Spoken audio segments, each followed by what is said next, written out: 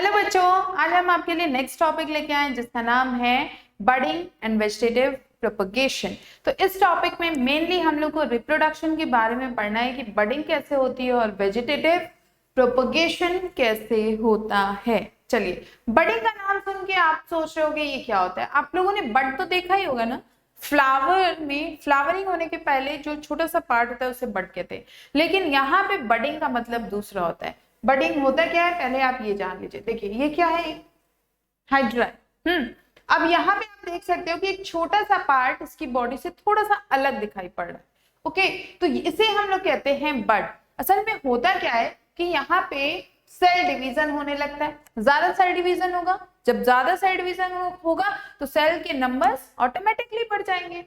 अब वो क्या करते हैं, बड का फॉर्मेशन कर लेते हैं। धीरे धीरे बड जब थोड़ा मेच्योर होने लगता है, बड़ा हो जाता है और इसके पास सारे ऑर्गेनल्स आ जाते हैं, तो ये अपनी इसकी पेरेंट बॉडी होती है, पेरेंट बॉडी से डिटैच हो जाता है, सेपरेट हो जाता है और वो एक न्यू इंडिविजुअल कहलाता है। यही प्रोसेस होती है बडिंग में। बडिंग खासकर हम लोग को हाइड्रा में देखने को मिलती है। ये ऑर्गेनिज्म में हाइड्रा इसमें देखने को मिलती है।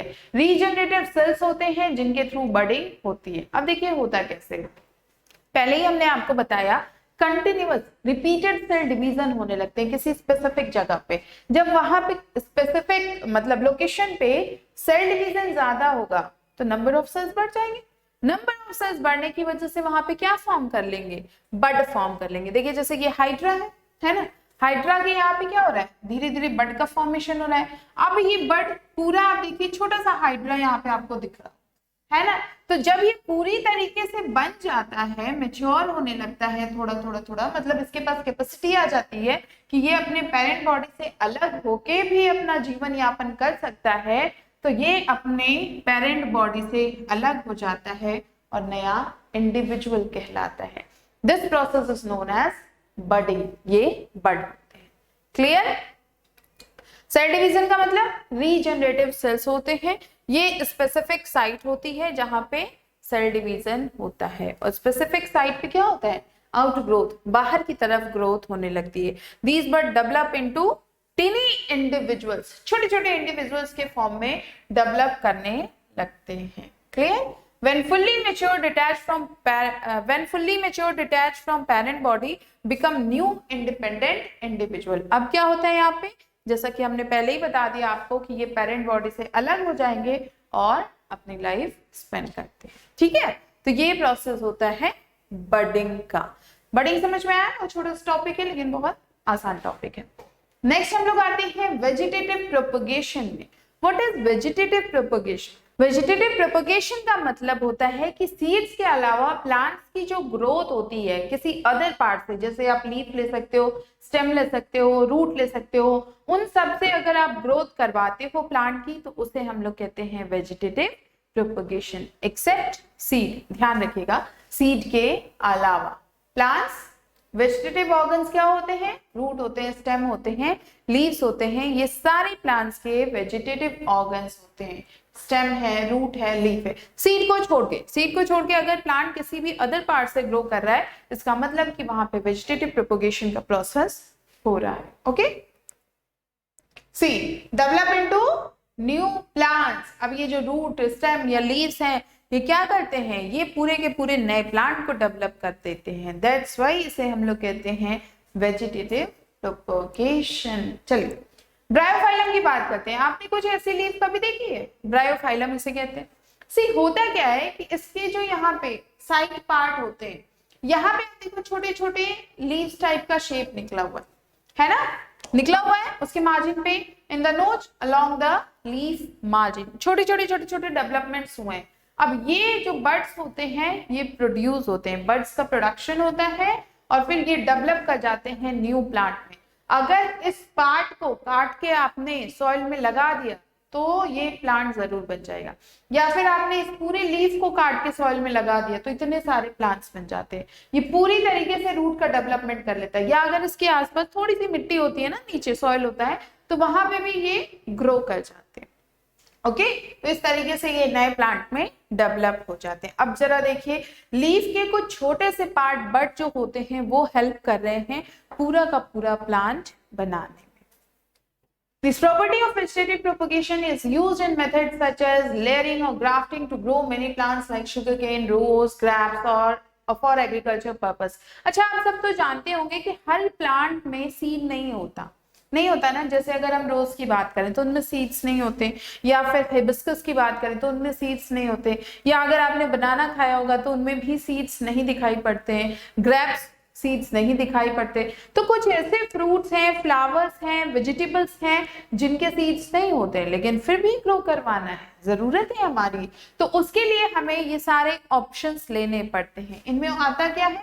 लेयरिंग आता है, ग्राफ्टिंग आता है। शुगर केन भी आप लोगों ने गन्ना तो चूसा ही होगा, सबने जीवन में तो एक बार ट्राई ही किया होगा, नहीं किया तो कर लेना भाई। शुगर केन जो होता है इसमें भी सीड्स नहीं होते। अब जरा सोचिए ये प्लांट्स कैसे लगाया जाए। और शुगर केन एक बहुत बड़ा मार्केट है क्योंकि उसी से गुड़ का भी, जैगरी का प्रोडक्शन होता है, उसी से शुगर, चीनी का भी प्रोडक्शन होता है। और आप जान ही रहे हो कितनी चीजें हम लोग मीठे में खाते हैं, चॉकलेट है, मिठाइयां हैं, जूसेस हैं और पैक जूसेस हैं, तो इन सब में तो पड़ते ही है ना, जैम, जेली, सब में। सो लेयरिंग, ग्राफ्टिंग होती है इन सब प्लांट्स की, जिसकी वजह से ये एग्रीकल्चर में काफी ज्यादा यूज किए जाते हैं।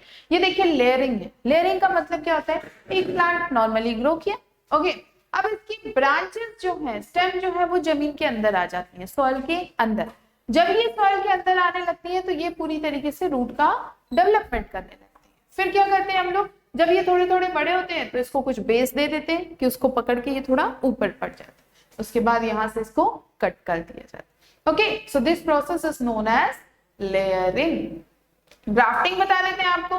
ग्राफ्टिंग में देखिए कभी कभी क्या करते हैं कि हम लोग दो प्लांट ले लेते हैं, ठीक है, दो प्लांट, एक स्टॉक होता है, एक साइकल होता है, तो अब उसको कट करके ऐसे सेट कर देते हैं कि दोनों एक दूसरे पे आके सेट हो जाए। ऐसी कटिंग लगाते हैं, कट लगाते हैं ऐसा। जैसे मान लीजिए एक कट आपने वी शेप का लगा दिया, ऐसे ऐसे, ठीक है, और दूसरा कट ऐसे लगाएंगे ताकि ये इस पे आके अटैच हो जाए। और उसके बाद जब ये जुड़ जाता है ना तो यहाँ पे देखो, यहाँ पे इसको टाई अप कर देते हैं रस्सी से या पॉलीबैग से या फिर कुछ कपड़ों से, उसे बांध देते हैं। बांधने के बाद ये पूरा नया प्लांट हो जाता है। देखो इस तरीके से यहाँ पे आप देख सकते हो ये दो प्लांट्स की ग्राफ्टिंग की जा रही है, ठीक है। आप लोग को पता हो तो वर्ल्ड में एक सबसे बड़ा प्लांट है जिस ट्री में होते हैं 40 फ्रूट, वो ग्राफ्टिंग के थ्रू बनाया गया। अगर नहीं पता तो आप लोग गूगल करके देख सकते हो। उस प्लांट में, उस ट्री में, प्लांट नहीं है वो ट्री है,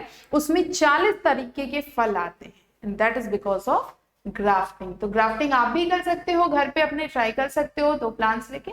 now see, plants can bear flower and fruit earlier than those produced from seed। अब इसमें फायदा क्या होता है? देखिए अगर ग्राफ्टिंग कर रहे हैं, लेयरिंग कर रहे हैं, तो इनमें सीड से फायदा क्या है? नॉर्मली अगर हम लोग सीड लगाते हैं तो सीड को ग्रो करने में समय लगता है ना। सीड जर्मिनेट होगा, प्लांट बनेगा, फिर ट्री बनेगा, तब उसमें फ्रूट्स आएंगे।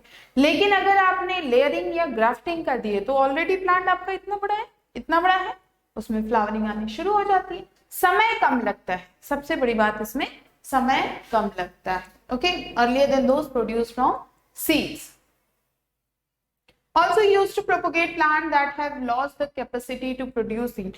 कुछ प्लांट्स जो होते हैं इनमें सीड्स प्रोड्यूस करने की कैपेसिटी ही नहीं रह गई है। इवोल्यूशन में कुछ चेंजेस आने की वजह से ये सीड्स प्रोड्यूस नहीं कर पाते या नहीं, खुद नेचुरली इनमें हो भी नहीं रहा है। तो और दूसरा ये ऑप्शन है कि शायद इनके पास पहले सीड्स थे, अब खत्म हो गए हैं, तो ऐसे प्लांट्स को हम लोग इनके थ्रू लगा सकते हैं। वरना जरा आप सोचो, कोई आपसे कहे बनाना लगा लो अपने घर में या बाहर में या गार्डन में या लॉन में, तो क्या करेंगे हम लोग? व्हाट वी डू, क्या ऑप्शन है? सीड के अलावा ही लगाना पड़ेगा। ग्रेप्स लगाना है, व्हाट क्या करोगे आप? सीड के अलावा ही लगाना है। रोजेस, हिबिस्कस, ये सब सीड के अलावा ही लगाए जाते हैं। ओके, सो बनाना, ऑरेंज, रोज, जैस्मिन, ये सब बिना सीड्स के प्लांट लगाए जाते हैं। ऑरेंजेस में तो थोड़े थोड़े सीड्स होते हैं, लेकिन आप जरा सोचो एक ऑरेंज में कितने सीड होते हैं? 2, 4, 6, है ना। लेकिन एग्रीकल्चर बहुत बड़ा मार्केट है, यहाँ पे वेट नहीं कर सकते कि थोड़ा बहुत सीड आए फिर हम लगाते जाए। घर में लगाना है तो ठीक है, लेकिन जहाँ बड़े बड़े फार्म है, एकड़, हजारों एकड़ के फार्म है, वहां पे क्या करेंगे? वेट तो नहीं कर सकते, टाइम लॉस हो जाएगा। रोज है, जैस्मिन है। Plant produced are genetically similar to the parent plant to have all its characteristics। ये भी बात होती है कि जो प्लांट बनते हैं ना वो बिल्कुल सेम होते हैं, कोई चेंजेस नहीं आते हैं उनमें। सबसे खास बात ये होती है कि जैसे प्लांट इनके पेरेंट प्लांट थे वैसे ही कैरेक्टरिस्टिक आते हैं। जैसे कि अगर मान लीजिए रेड रोज है तो रेड रोज ही होगा, वो पिंक नहीं हो जाएगा, येलो नहीं हो जाएगा। ऑरेंजेस अगर मीठे हैं तो मीठे ही रहेंगे, खट्टे हैं तो खट्टे ही रहेंगे, ठीक है। तो ये इनकी खासियत होती है कि कोई भी चेंजेस नहीं आ पाते हैं इनमें। फाइन। सो ये इतना ही था वेजिटेटिव प्रोपगेशन में। अगर आपको कुछ पूछना हो बडिंग या वेजिटेटिव प्रोपगेशन से related, so you are free to ask. Take care, good bye.